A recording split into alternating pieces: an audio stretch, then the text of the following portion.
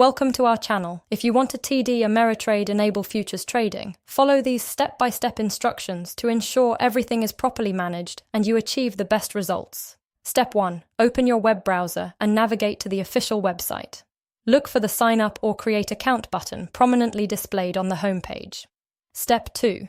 Click on the registration button and you'll be directed to the account creation page where you'll enter your personal information. Step 3. Provide your full name, email address, and create a strong password. Make sure your password contains uppercase letters, lowercase letters, numbers, and special characters for security. Step 4.